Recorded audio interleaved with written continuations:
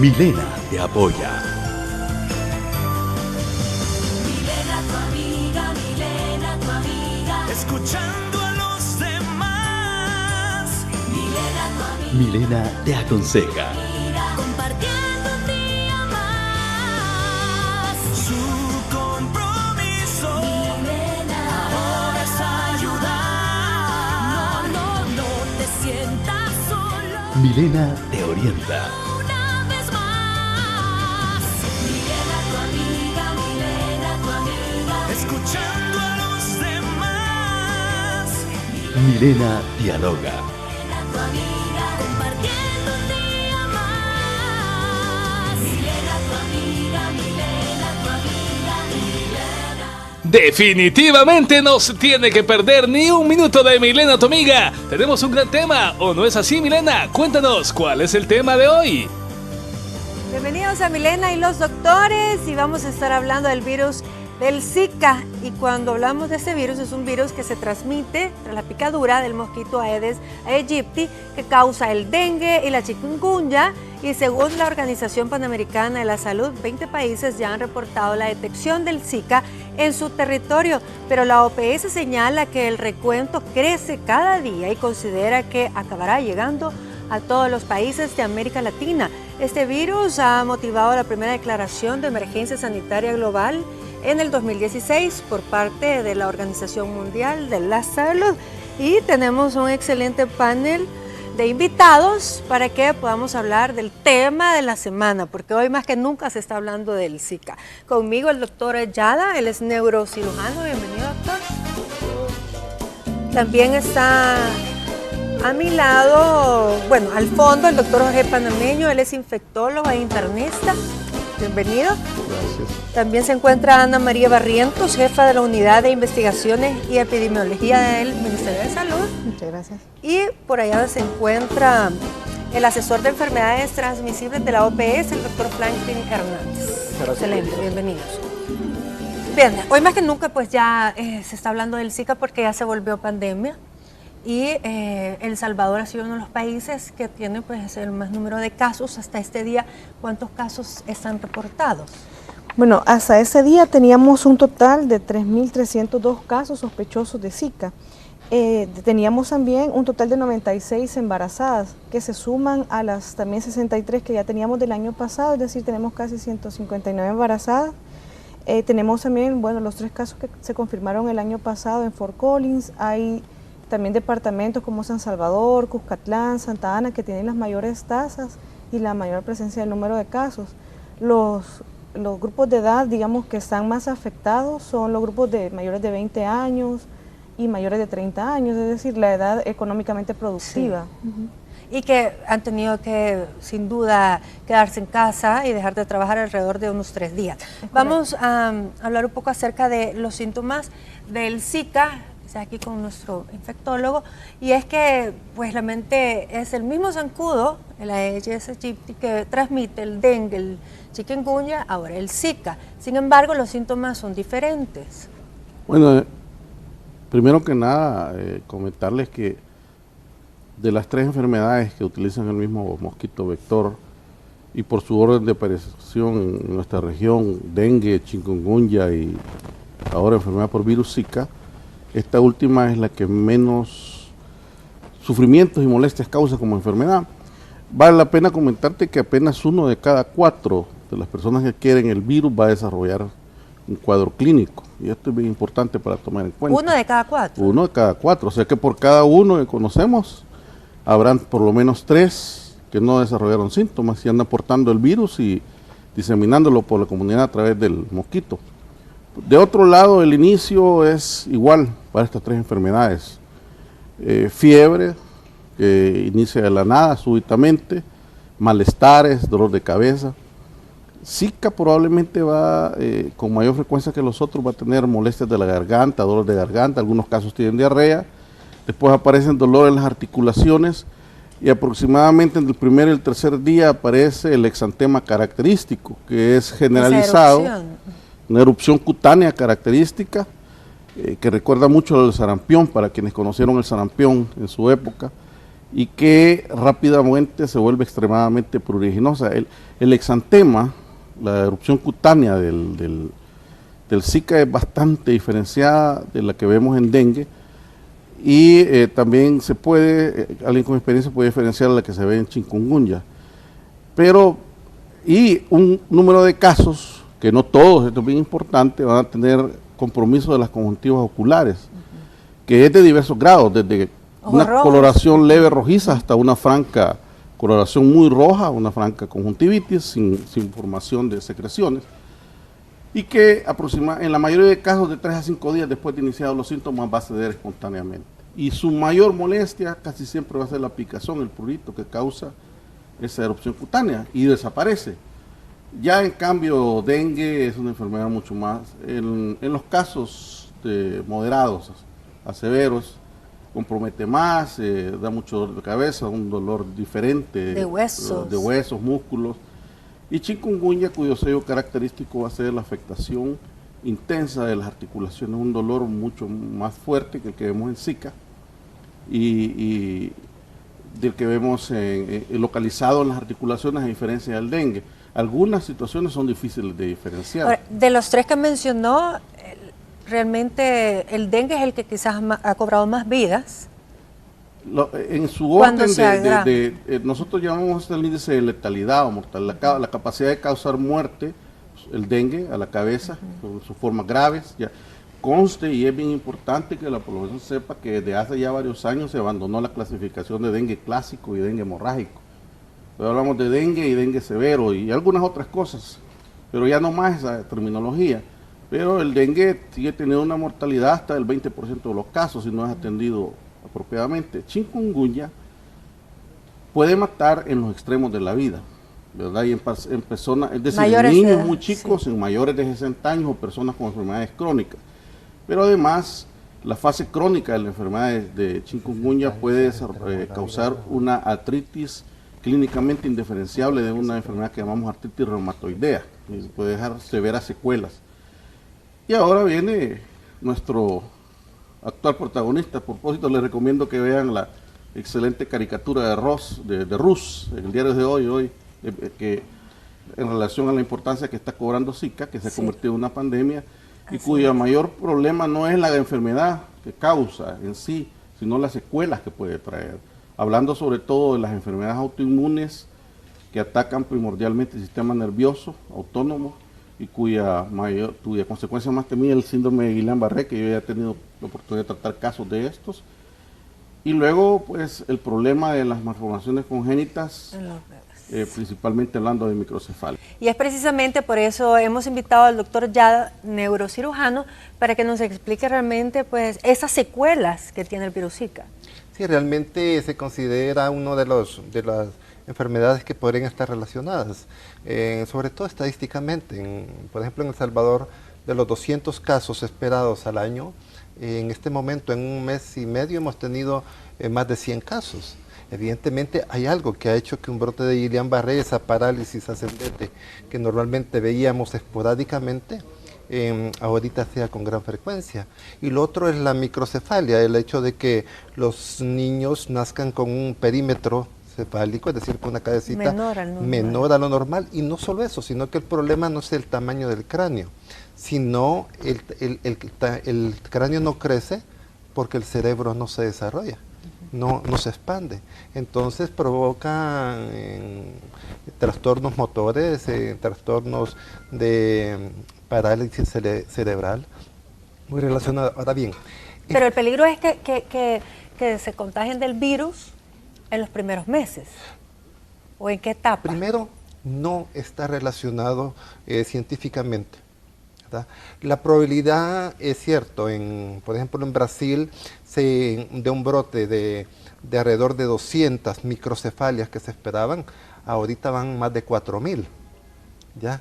Pero no han hecho estudios. ¿Por qué? Porque recuerda que este problema puede darse por rubiola, toxoplasmosis y una serie de enfermedades. Ahorita no sabemos si realmente ha habido alguna relación en ese contexto.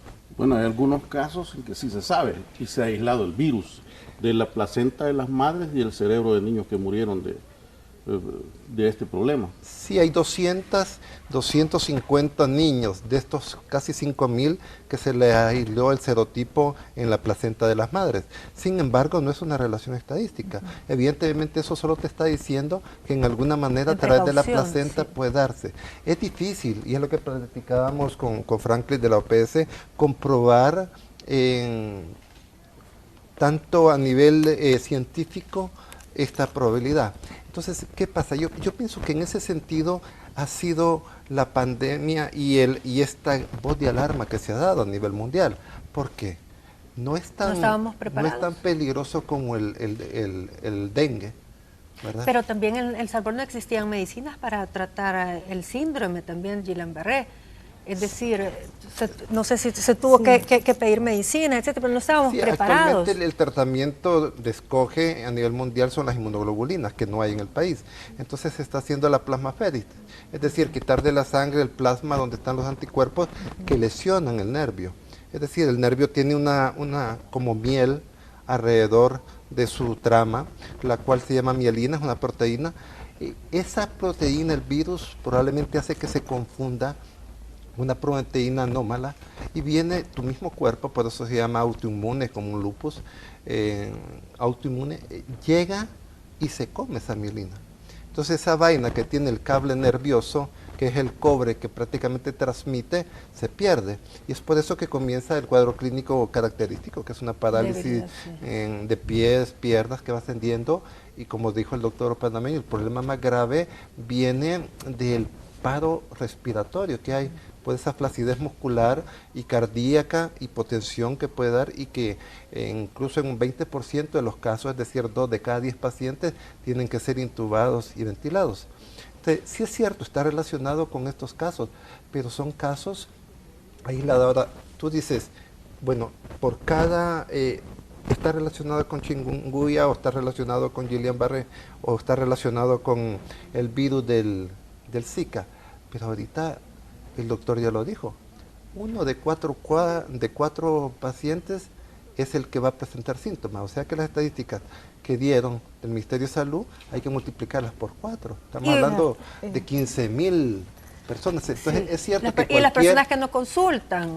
Que son la mayoría, por cierto, porque son síntomas la mayor parte de los casos, el cuadro no adquiere la importancia como para consultar. Si ahora hay más personas consultando es precisamente porque se ha dado a conocer los probables secuelas que puede dar la enfermedad, pero la mayoría de las veces ni siquiera va a requerir ayuda médica para su...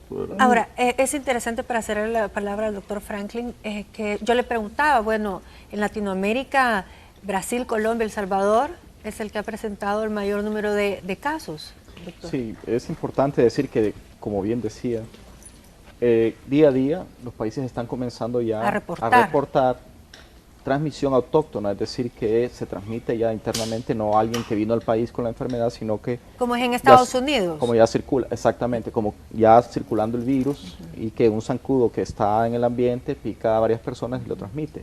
Al día de hoy, la Organización Panamericana de la Salud ha notificado ya, en 26 países han confirmado la transmisión autóctona del virus Zika. Es necesario aclarar que cuando nosotros hablamos de pandemia decimos todo el planeta.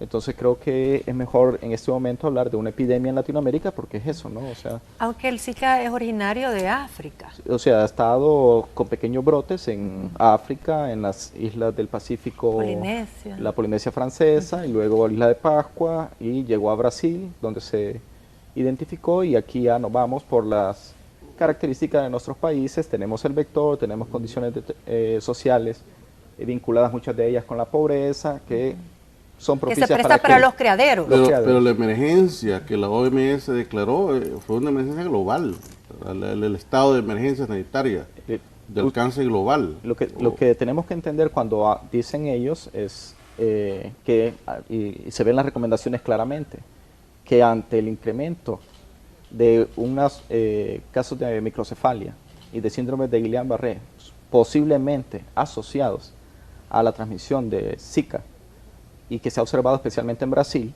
es de importancia internacional en salud pública para el resto del mundo Brindar, y que sí. entonces se intensifican las acciones de vigilancia Exacto. para detectar posibles personas que vienen de esas zonas y que presenten manifestación clínica para poderlos Ahora, detectar. se dio el caso de una familiar mía que no pudo viajar porque está pues recién embarazada, es decir, tendrá unos 2 meses, algo así de gestación, y le prohibió la ginecóloga, le dijo: yo no me hago responsable si usted no atiende el llamado que se ha hecho en Estados Unidos de que no viajen a El Salvador. Realmente no se ha hecho ese llamado, se ha hecho en la población, se ha hecho tener cuidados especiales en las mujeres embarazadas. Sí, por eso no Imagínate, viajó, no salir por el embarazado peligro. hasta el 2018.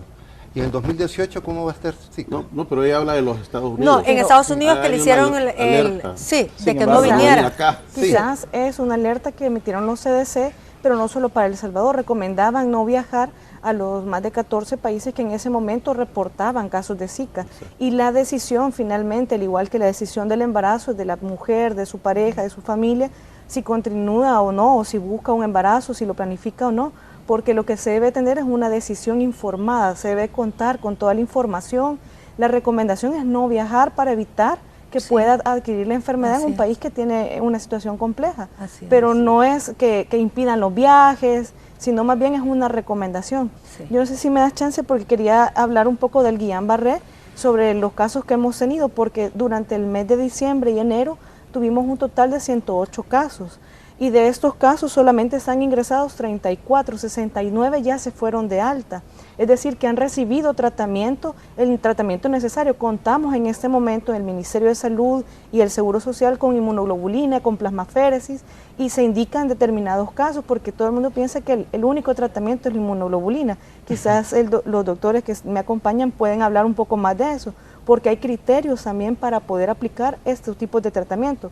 Pero ahorita el país cuenta con inmunoglobulina y cuenta también con el tratamiento de plasmaféresis, lo que se ha concentrado en el Hospital Rosales, en el caso del Ministerio de Salud y en el Blum, y en el caso del Seguro en el Hospital Médico Quirúrgico y en el Hospital General. Bueno, en el caso del payaso Fransortes, que fue como muy sonado aquí en el país, se recaudó porque no había tratamiento. Sí. Era un tratamiento muy costoso, quizás porque empezaban a reportarse los casos. Sí, pues, puedo decirte que él evolucionó muy bien porque tuve el privilegio de dirigir el equipo que lo trató. Pero quizás, y porque realmente en el momento en que él entró al hospital público cuando inició su tratamiento no había, y hubo que hacer una serie, no había inmunoglobulina, y hubo que hacer una serie de situaciones. Pero yo quisiera sí comentar algo importante y compartir con los colegas que hemos tenido la experiencia, y esto es bien importante, hemos tenido la experiencia de que los pacientes que comienzan con trastornos neurológicos, si se tratan agresivamente en un principio, la gran mayoría no llegan a necesitar, responden muy bien, es increíble. Hay medidas alternativas farmacológicas en donde es de especial importancia el diagnóstico temprano de cuando inician los síndromes neurológicos asociados, porque no solamente Guillain-Barré, puede haber otro tipo. Yo he tenido pacientes con encefalitis y otras situaciones, parálisis de nervios faciales, pero que si se tratan apropiadamente... O sea, el y esto sistema es nervioso lo que te importante, está atacando. Periférico, ¿verdad? Pero el punto es que si se diagnostica tempranamente y se manejan con medidas farmacológicas de manera agresiva, en mi experiencia, los pacientes dejan de progresar hacia las formas más graves. Y esto es importante, que tenemos que estarlo compartiendo y tenemos que compartir la experiencia que hemos tenido, porque ciertamente en un número mayor del que estamos viendo no va a haber ni el sistema de salud, ni privado ni público, va a tener la capacidad de poder atender a todo el mundo. Y esto es bien importante porque el asunto de las inmunoglobulinas es el costo. Un frasco de inmunoglobulina cuesta entre $300 y $500. Wow. Hay que usar, en un paciente de 60 kilos hay que usar 5 frascos al día por 5 días. Multiplica eso por 500 pacientes. Ahora, quizás vamos entonces mejor a hablar en el siguiente bloque cómo se puede entonces prevenir, porque realmente esto ya es una medida para poder abordar ya el virus. pero lo vamos a platicar después de este corte. Y solamente quiero recordarte que en el mes del amor, Milena, tu amiga, te invita a que participes cantándole a tu pareja o pueden cantar a dúo esa canción romántica preferida. Para inscribirte lo puedes hacer a través de un inbox en nuestra página de Facebook. Nos encuentras como Milena, tu amiga, y ahí nos pones sus datos, teléfono, el nombre de la canción. Y también lo puedes hacer a través del teléfono al 2560-1224 o 1236. Podrás ganar muchos premios y cantarle a ese amor tan especial. Ya vengo con el tema de Milena y los doctores, el virus del Zika. Eso y el tema.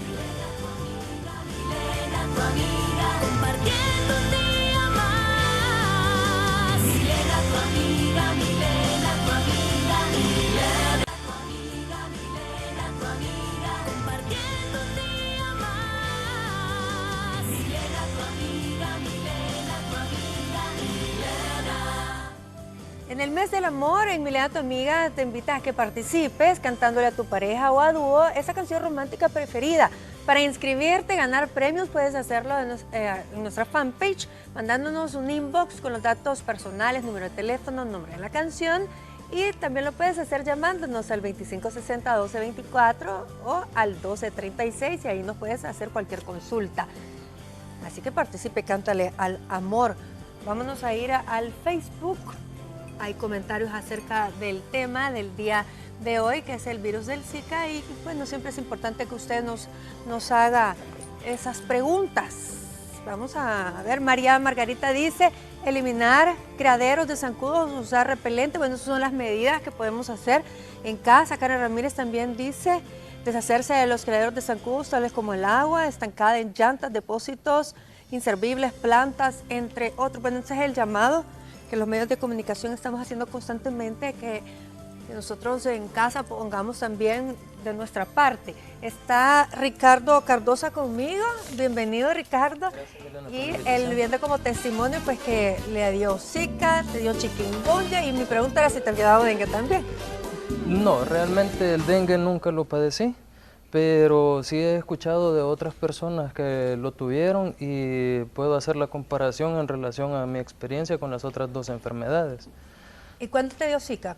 El Zika me dio en el periodo del 2015, entre el mes de agosto, en ese periodo de tiempo. ¿Agosto? Sí.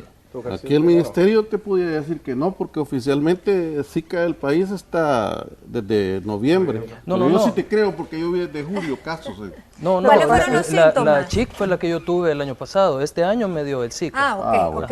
Chikungunya en agosto. Sí, del año pasado. Okay. Y ahorita a principios del año te dio Zika. Sí, así es. ¿Y cuáles fueron tus síntomas? Pues en el caso del Zika, yo siento que a mí se me presentaron bastante irregulares, porque comencé un poco como con dolores de cabeza esporádicos que los tenía un par de días, venían. Mantuve una irritación en los ojos leve, que yo pensé en algún momento quizás me quiera dar gripe.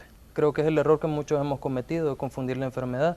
Pero cuando pasé la consulta, fue aquello de que le vamos a hacer un estudio, me determinaron la enfermedad y un proceso de unos quizás 12 días en los que mantuve los síntomas. Siempre el dolor de cabeza constante, mantuve dolores de cuerpo, pero sí puedo decir mucho más leves que lo que es la chikungunya.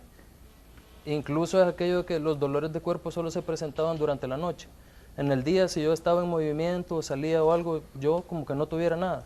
Pero en la noche era una cuestión distinta. ¿Y no te salió rash? Me surgió ya, digamos que ese fue quizás el último síntoma que tuve por 2 días. Y a diferencia de la chikungunya, sí me generó alteración en la piel. Porque cuando tuve la chick, solamente, digamos, me cambió de color la piel. Pero mi piel era la misma. En cambio, con el Zika sí se me alteró bastante. Y definitivamente, ¿y qué te ponías? ¿Qué crema? Realmente no utilicé ninguna crema, porque con el roce de la ropa se me quitaba. Era aquello que luego de bañarme, por ejemplo, en las mañanas, sentía una comezón bien fuerte en todo el cuerpo. Pero si yo me colocaba mi ropa y todo y empezaba a moverme, de eso me aliviaba la picazón. Bueno, a diferencia de otros casos que he escuchado, que sí tienen que ponerse alguna pomada que les baje, porque realmente la alteración en la piel es muy variable. Es fuerte. En el caso de un niño, en el caso de un niño, quizás porque la piel pues, es mucho más delicada. Muy variable. Bien, en el caso de él, entonces, porque repite, digamos, un virus, luego el otro, es decir, tiene que también que observar los criaderos en su colonia, donde se mueve, porque él mencionaba que también el hermano le había dado dengue. Sí. Entonces, sabemos que él es el mismo zancudo, es el portador, y es donde tenemos que tomar las medidas que todos los salvadoreños sabemos, pero si todavía no han disminuido los casos es porque no lo estamos haciendo en todas las casas. Correcto.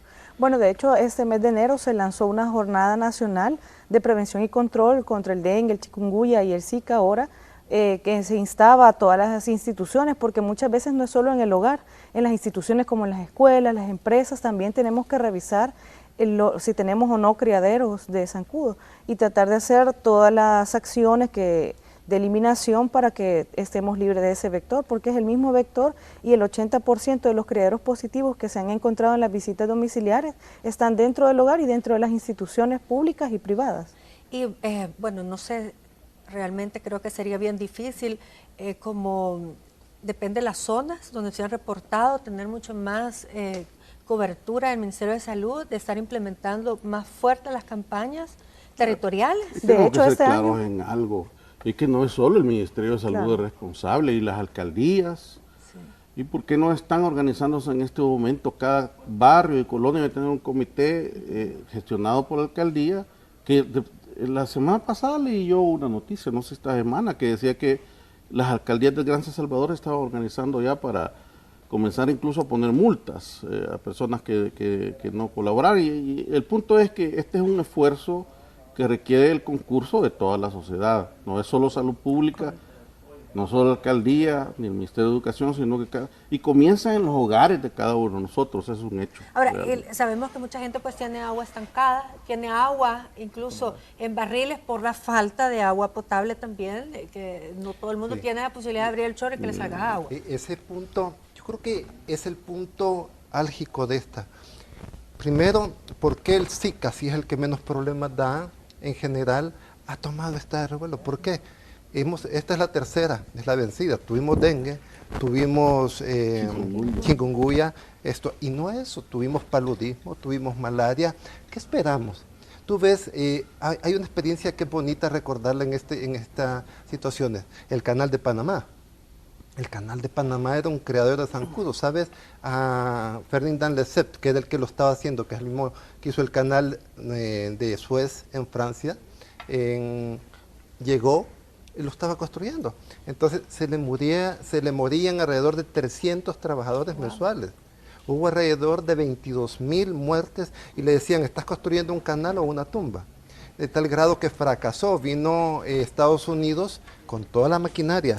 Trabajaban en el canal de Panamá en un día lo que los franceses hacían en un mes, por el tipo de tecnología que tenía. Y sin embargo, tenían enfermo al 30% de la población iba a fracasar Entonces vino un médico, ¿verdad?, que vio la visión de esto y extrajo presupuesto del que estaba invirtiendo para el canal y logró eliminar en gran parte este problema. ¿Cómo? Creó las celdas, metían a los pacientes en una celda, porque ¿qué pasa? Tú tienes chikungunya, tú tienes dengue, y estás en tu casa tranquilo, incluso si te sientes mejor vas a trabajar. Entonces todos esos zancudos que te pican a ti, pican a medio mundo. Entonces, ¿qué se da? Tú ves fumigando frutas, verduras, las calles, las casas, esos no son criaderos de zancudos. Es un desgaste. Entonces, también la educación a cada uno de nosotros, ¿verdad? Tú mismo lo has dicho. No, que no hayan charcos. Bueno, ¿y dónde voy a tener el barril? Pues, tapado, pues sí, pero cada uno que llega a tomar agua y es un agua insalubre.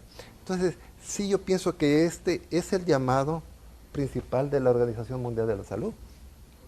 No porque esto mate o dé consecuencias más graves que el dengue. ¿Sabes? La microcefalia es...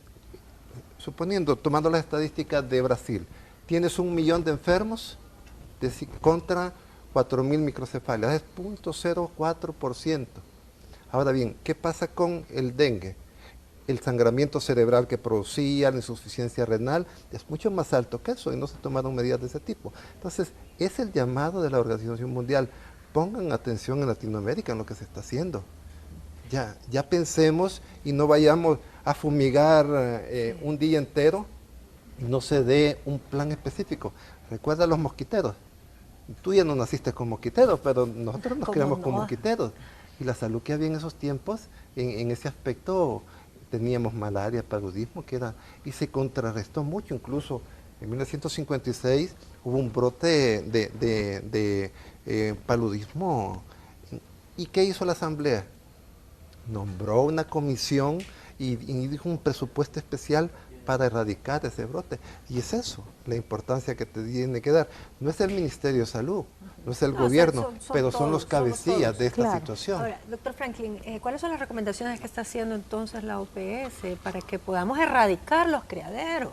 Sí, miren, justamente el principal problema se da por la presencia del mosquito, el zancudo, como le decimos en esta zona, ¿no? El inconveniente con estas enfermedades es que toman una relevancia cuando ocurren situaciones como ahora, que hay un incremento en los casos, luego hay una estacionalidad normal, sin lluvias, poca transmisión, cuando inician las lluvias, alta transmisión. Eso es típico para toda América Latina. Cuando hay baja transmisión, es una enfermedad que está ahí, la gente está acostumbrada con los zancudos, los mosquitos, y no le presta demasiada importancia a esto, esperan a que haya muchos casos para tomar algunas medidas importantes. Sí. La salud pública, la recomendación de la OPS y el llamado que hace la OMS en la declaratoria de alerta del 1 de febrero, claramente establece que recomienda intensificar las acciones de control de vectores. Y eso significa que hay una serie, un arsenal completo, desde un manejo físico tan sencillo como darle vuelta a un pequeño recipiente que tenemos ahí o limpiar un canal de agua, lluvias, etcétera, hasta esos recipientes que no son eliminables. Por ejemplo, una persona que no tiene agua en su casa, que se ve forzada a almacenarla y que por nada del mundo lo va a tirar porque es su bien, ¿cómo le damos opciones a estas personas? Entonces son una serie de elementos que está vinculada hasta la educación de la persona en aceptar estas recomendaciones. Y luego viene ya todo el tema del manejo químico, manejo biológico, que el país habla mucho sobre experiencias exitosas que han tenido con los alevines, y hasta llegar a cuando estamos inundados de mosquitos o zancudos adultos picándonos, la única forma de eliminarlos es a través de fumigación. Todo es integrado, todo es secuencial, pero es importante decir, Zika nos ha llamado y nos ha sacudido mucho por el tema de las posibles asociación que se está en estudio todavía de microcefalias y síndromes neurológicos. Sin embargo, tenemos que decir, son enfermedades que llegaron ahora y se quedan con nosotros, como el dengue, como el chikungunya. Y ahora, difíciles de erradicar. Sí lo permitimos, porque eso no es una condena. Ese es el gran Cada reto. sociedad va a decidir con qué convive. Queremos convivir los salvadoreños con Zika, dengue y chikungunya por siempre. Pero poniéndonos la mano en el corazón, conociendo al salvadoreño, ¿cree que es posible erradicarlo? Que de repente somos como algo desordenados y desobedientes. El Salvador casi erradicó la malaria o paludismo, casi. Que se puede. El problema es que no podemos esperar 40, 50 años que llevó a erradicar. Entonces sí se puede. Con un programa apropiado, con políticas apropiadas, con una visión apropiada de la situación. El punto es que no es la enfermedad, el punto es el mosquito. Sí, mientras el mosquito esté, no solo eso, hay otras cosillas que pudieran llegar y que no vamos a comentarlas por no... Pero lo del caso de Texas, que ha llamado la atención, que puede ser transmitido no por el zancudo. Es un hecho aislado. El punto es que tenemos que tener estudios que nos demuestren si esa forma de transmisión requiere medidas de salud pública. ¿Y por qué es que han llegado a la conclusión que ha sido a través de una relación sexual? Está en este momento terminados los estudios, ¿verdad? Porque al parecer en la comunidad donde se produjo esto no hay presencia del mosquito y no había otra forma de explicar la transmisión en la que hubo esta situación. Ya se había señalado antes, por eso OPS y otros organismos mencionan esta posibilidad. Pero y en el esperma parece que se había aislado en el semen. Ahora bien, El conocimiento médico no se produce por hechos aislados. Hay que tener todo un protocolo para poder afirmar ciertas cosas, al menos en la medicina basada en evidencias. Y las evidencias a este momento son muy pocas. Es probable, por cierto, que se trate de una enfermedad nueva, que día a día, todos los días surgen cosas nuevas. Que, por ejemplo, la microcefalia misma no había sido reportada asociada al virus Zika hasta el año pasado, que los brasileños reportaron, la asociación temporal en su momento. Pero ¿qué importancia tiene esto? Digamos que todavía estaremos pendientes de más evidencias para poder decir, mire, y poner en las normas de prevención lo que quiera que venga. Un día de estos, porque esto está sacando a la luz comentarios de cosas que ya se está hablando del aborto asociado a este tipo de situaciones. Entonces son cuestiones que en este momento no son relevantes. Lo relevante es que el enemigo a vencer se llama mosquito Aedes aegypti en El Salvador, y que ahí es donde debe centrarse la lucha. Muy bien dicho. Bueno, nos vamos a ir a un corte. Solamente quiero recordarte que en este mes de febrero Milena Tomía te invita a que participes cantándole a tu pareja, o pueden cantar a dúo esa canción romántica preferida. Para inscribirte lo puedes hacer a través de nuestra fanpage Milena Tu Amiga, brindándonos tus datos personales, un número de contacto y el nombre de la canción que deseas cantar. Pero también lo puedes hacer a través de la línea del teléfono al 2560-1236 y 2560-1224, y podrás ganar muchos premios. No te lo pierdas en el mes del amor. Regresamos con Milena y los doctores. Milena tu amiga, compartiendo un día más. Milena tu amiga, Milena tu amiga, Milena. Milena tu amiga, compartiendo un día más. Milena tu amiga, Milena tu amiga, Milena. Quiero invitarlos a que participen en ese mes del amor cantándole a esa pareja. Pueden cantar en dúo esa canción romántica preferida y pueden ganar muchos premios. Te inscribes a través de nuestra fanpage y también en los teléfonos que aparecen en la pantalla. Ricardo es nuestro testimonio del día de hoy, y yo preguntaba, Ricardo, si pues en San Salvador, donde hay más casos reportados, ¿en qué zona vives tú? Yo vivo en lo que es digamos, el último punto previo a lo que es Soyapango, del sector de San Jacinto. Y realmente, o sea, a mí me llamó mucho la atención que cómo se presentó la enfermedad, porque sí recuerdo y lo tengo bien claro porque me admiró mucho, que sí tuve picadas de zancudo como todo el mundo, pero yo sentí que se me alteraron demasiado. Yo no sé padecer ese tipo de, como diría, Reacción alérgica o algo así. Y de pronto sí sentí que se me hicieron bastante pronunciadas, 2 de ellas. Y de inmediato, al siguiente día, empezaba a tener eso. O sea, yo traté como de hacerme un recuento de cómo fueron mis días previos a los síntomas, para hacerme como la noción de qué ocurrió. ¿Y te aislaste esos días? Sí. ¿Te quedaste en la casa y...? ¿Y a nadie más en tu casa le ha dado? No, a nadie más. ¿Vecinos? ¿O no hay comunicación con los vecinos? Ni vecinos, por lo menos que yo me haya dado cuenta, no. No eres el culpable. Quiero yo creer que no. Pero sí fue aquello de que yo me aislé, aunque sí tengo que reconocer que posterior a los primeros síntomas, luego de haber pasado una consulta. ¿Cuántos días pasaron? Unos 3 días.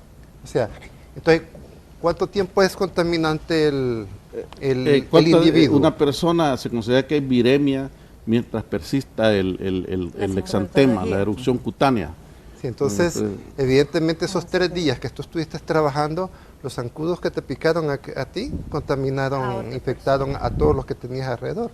Y ese es el problema. Estábamos hablando que en la zona rural, donde hay charcos, bosques y depósitos de agua, casi no hay infección. ¿Por qué? Porque es la persona que es el que contamina generalmente. El portador.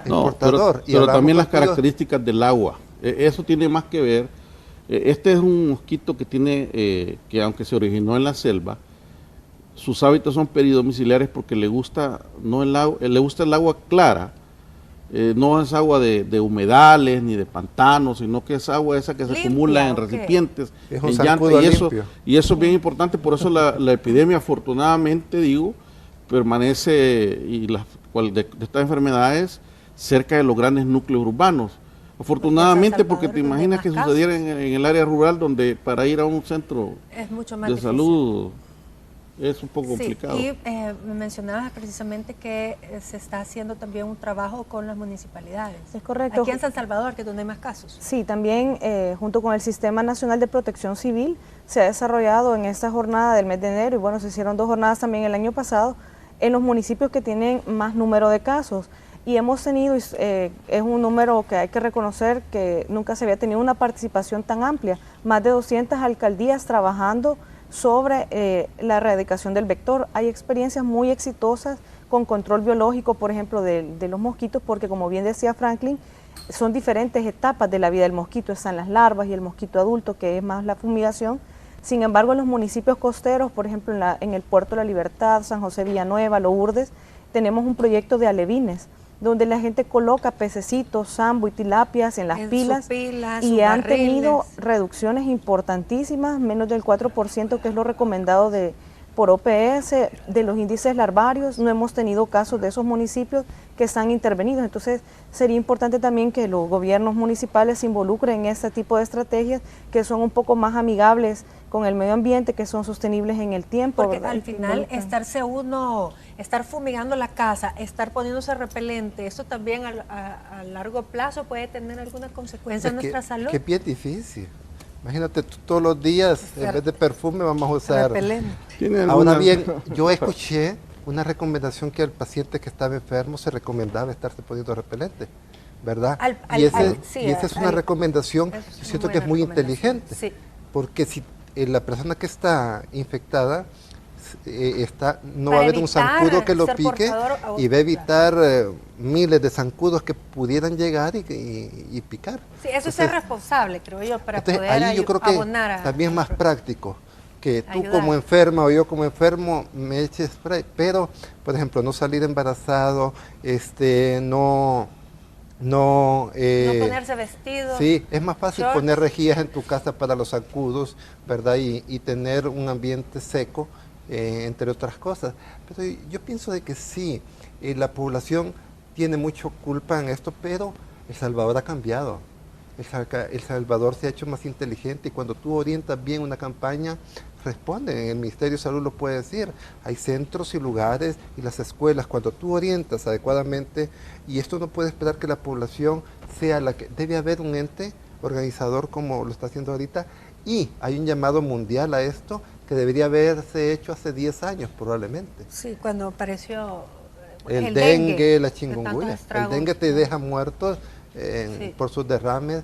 La chikungunya te deja discapacitados en las con personas grandes secuelas, sí. meses, ¿verdad? Y el Zika, que realmente no es es el que nos ha venido a hacer el jalón de orejas. Sí, ya, 3, imagínense. Sí, ¿alguna última recomendación? Mire, es importante decir que esto es un virus nuevo en las Américas, en nuestros países, y entonces todos estamos con una alta susceptibilidad, bueno, todos estamos expuestos y nos puede dar la enfermedad. Así que es de esperar un incremento del número de casos, pero los podemos prevenir con las acciones que se han recomendado y que muy bien los colegas acá han recalcado. Bueno, les agradezco y gracias, sabemos que están trabajando para ayudarnos y para que en El Salvador se erradique este zancudo y que podamos entonces empezar a disminuir los casos. Hay que ser positivos, dice el doctor Pandemeño. Muchas gracias, y a todos ustedes, pues realmente seamos más responsables con nuestra salud y estemos pendientes, por lo menos en nuestro hogar, de estar cuidando que no haya agua estancada, de estar limpiando nuestras pilas, y esto es muy importante.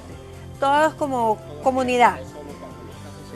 Ah, no, claro, constantemente, por supuesto, pero ahora más que nunca tenemos que tomar acciones inmediatas. Les agradezco, feliz tarde, nos vemos mañana.